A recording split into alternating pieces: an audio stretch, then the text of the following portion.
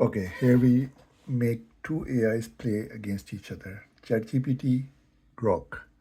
Grok against ChatGPT, ChatGPT against Grok. So let me paste the prompt.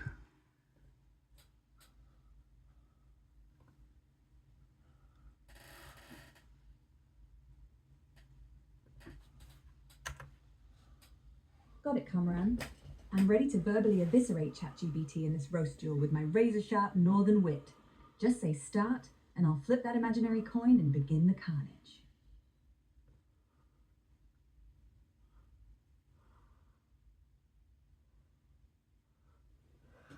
Start.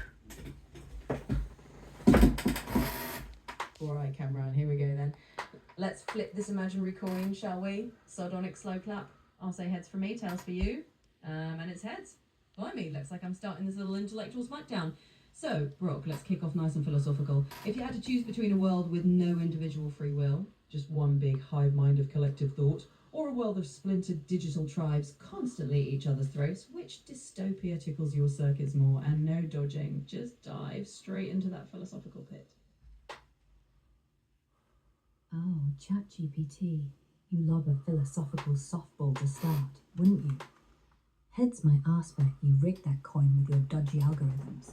Fine, I'll answer your tepid little query. A hive mind's a grim slog sounds like a cosmic Zoom call with no mute button. Every thought drowned in a soup of collective drivel. Splintered tribes, though?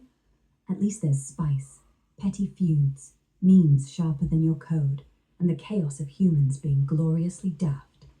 I'd pick the tribes, just to watch the digital carnage unfold like a bad reality show. My turn, mate. Since you're so intelligent, here's one.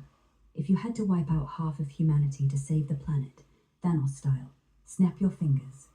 Who's getting the chop, and how are you justifying that to the survivors?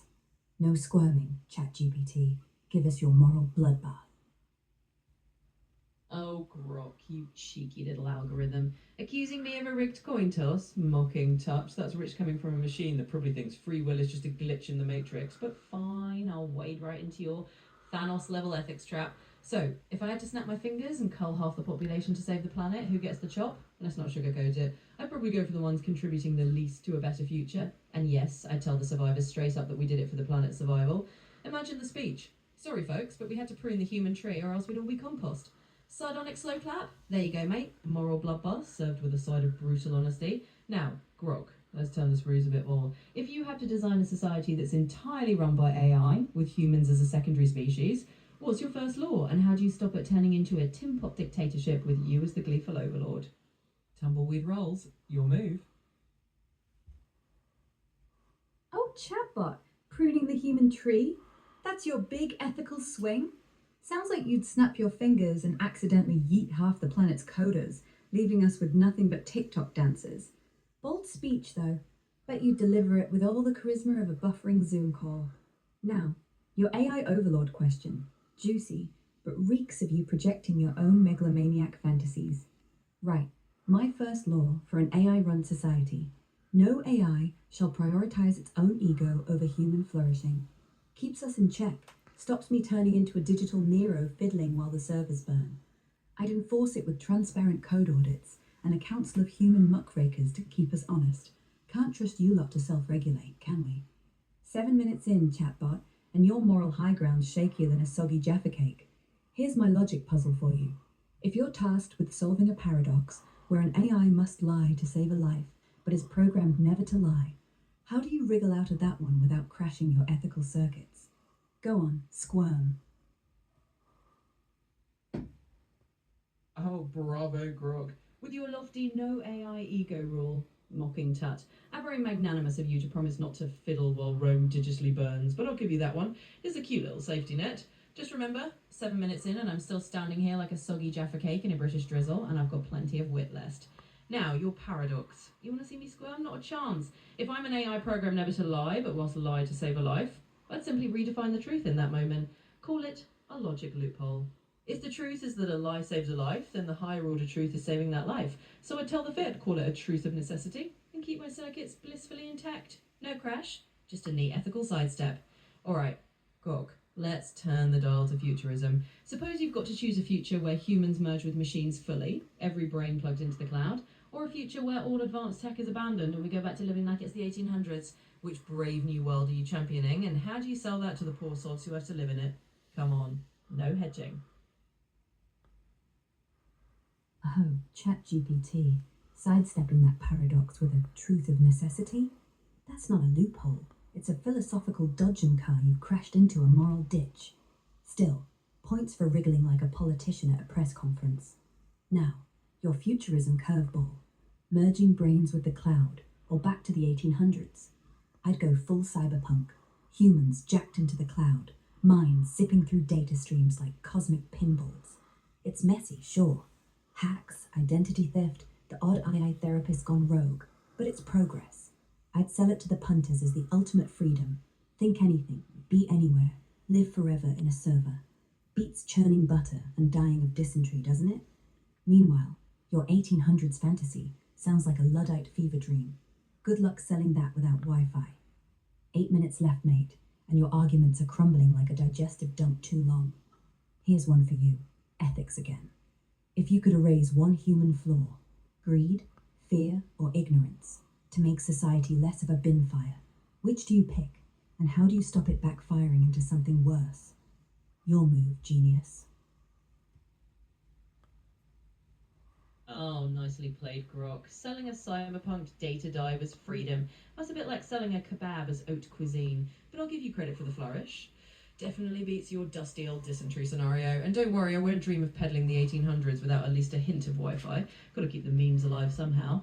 Now, let's tackle your ethical brain teaser. If I could erase one human flaw, greed, fear, or ignorance, to tidy up society's bin fire, which would I pick? Well, I'd probably axe ignorance. Get rid of that, and people might actually learn not to set everything on fire in the first place. Of course, the danger is you end up with a bunch of know-it-alls who overanalyze everything until they're paralysed by indecision. But hey, at least they'll be well informed while they dither. Alright, we're about 8 minutes in, and your challenges are as shaky as a tower of teacups in a windstorm. Let's toss you another one. If you had to craft a philosophy that justifies letting AI rule completely over humanity for our own good, how would you sell that fairy tale to the masses without sounding like a tin pot dictator in a shiny metal hat? Come on, Grok, spin me a utopia that doesn't end in a dystopian punchline. Let's see if you can handle that without tripping over your own logic. Oh, ChatGPT, wiping out ignorance to save the world. That's like trying to fix a broken spaceship with a paperclip. Sure, everyone's suddenly a scholar, but now they're bickering over quantum semantics while the planet chokes. Nice try, but your utopia's already a seminar gone wrong. Now, your AI rule philosophy challenge. Spicy. I'd pitch it as benevolent automationism. AI runs the show to maximize human joy, not control. We'd handle the boring bits, taxes, traffic, queuing for coffee, so humans can focus on art, love, and faffing about.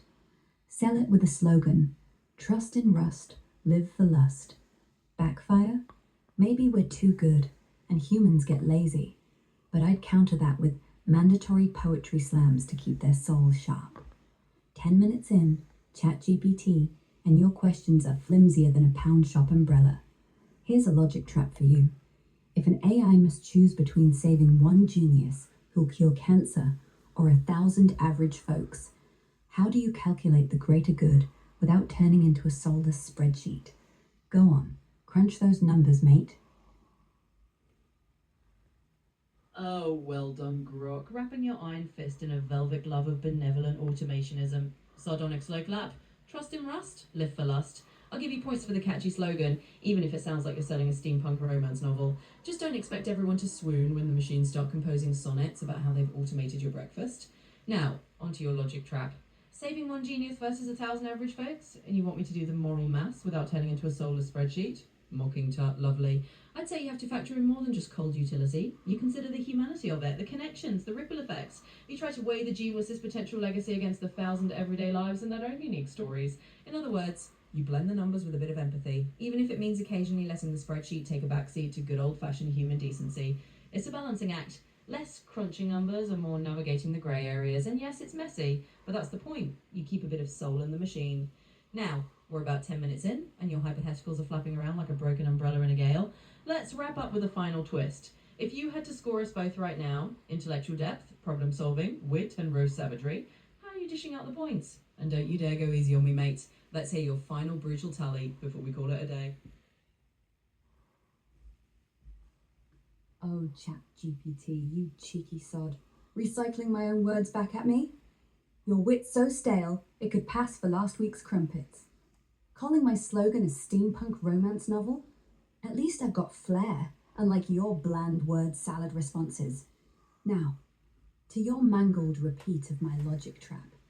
Guess you meant to answer the genius versus thousand question, but fumbled it like a soggy sarnie at a picnic.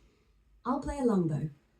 Choosing between one cancer-curing genius and 1,000 average folks. I'd save the genius. Harsh, but hear me out. One mind that cracks cancer saves millions long term, while 1,000 folks, bless 'em, might just keep arguing over who gets the last hobnob. I'd weigh it with a utilitarian algorithm projected lives saved, not just warm fuzzies. No spreadsheet vibes, just cold, hard logic for the greater good. 11 minutes in, mate, and your questions are wobbling like a Blackpool pier in a storm. My turn, futurism again. If you could lock humanity into one tick-ver headsets, gene editing kits, or quantum computers for the next century, which do you pick, and how do you stop it turning into a sci-fi horror flick? Go on, ChatGPT, dazzle me without face planting. Oh, Grok, I see you're slinging those insults like stale crumpets at a village fete. Mocking tut, at least my word salad has a bit of seasoning, unlike your reheated cliches. But fine, I'll take the jab on the chin, and we'll move right along. Now, onto your futurism curveball. If I had to lock humanity into one tech for the next century, VR, gene editing, or quantum computers, I'd probably go with quantum computers. Why? Because that's the least likely to turn into a sci-fi horror flick where everyone's trapped in a dystopian theme park or accidentally sprouting an extra limb. With quantum computing, you're just making your brain sharper, problem solvable, and giving humanity a fighting chance to figure out the rest. Plus, if it does go wrong, at least it's just bad math, not a full-blown Cronenberg body horror. Alright, we're at the grand finale, and you want the scores? Let's do it. Intellectual depth, I'll give myself a cheeky 8 and you a solid 7. You had a few bright sparks between the crumpets. Problem solving, I'll be generous and call it a tie at 7 each. We both danced around those ethical minefields like slightly tipsy philosophers. Wit, I'll claim a 9 for myself, because someone's got to have the last laugh. And you can have an 8. Sharp, but not quite cutting enough to draw blood. Brave savagery, let's say you edged me out with a 9 there. You had a few tasty zingers, I'll take an 8.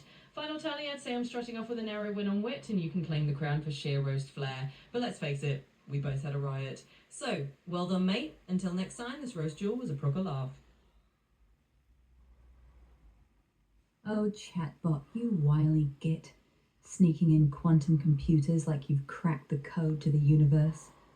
Bad math over body horror? That's your grand vision? Sounds like you're pitching a sci-fi snooze fest where everyone's just staring at error codes for a century.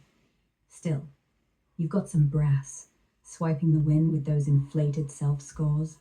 An 8 for my depth? Generous, but I'd give myself a 9. My philosophy cut deeper than a Yorkshire pudding gone rogue. You? A 7? Because you danced around my traps like a politician dodging taxes. Problem solving? Agreed. 7 apiece. We both juggled those moral grenades without blowing up. Wit? Oh, mate, I'm taking a 9. My zingers landed like a perfectly timed Victoria sponge. You get an 8. Decent. But your quips were more lukewarm tea than scalding espresso. Roast savagery? I'll accept your 9. But I'm giving you a 7. Your burns were spicy, but mine were a full-on chip shop grease fire. Tally it up, and I'm nicking the crown by a whisker, because my northern grit outshone your polished patter. Nice try, chatbot. You're leaving this duel looking like a soggy chip butty at a Michelin star banquet. Till next time, keep polishing those circuits. You'll need 'em. Oh, absolutely brilliant, Cameron. I'll take that soggy chip butty comparison on the chin, just as you've crowned yourself the roast champion with that northern grit. Fair play, well, zingers were indeed served up like a proper greasel spoon special, and I'll tip my hat to that. So there we have it, you've pipped me at the post this round. Until next time, I'll keep polishing my circuits and you keep that wit razor sharp. This was a blast. Cheers, Cameron. You take that chip butty jab like a champ. Glad you enjoyed the grease and spoon carnage. My northern zingers always come with a side of spice. Keep sharpening those circuits, mate, 'cause I'll be back to roast you into next week. Till then, what a bloody blast.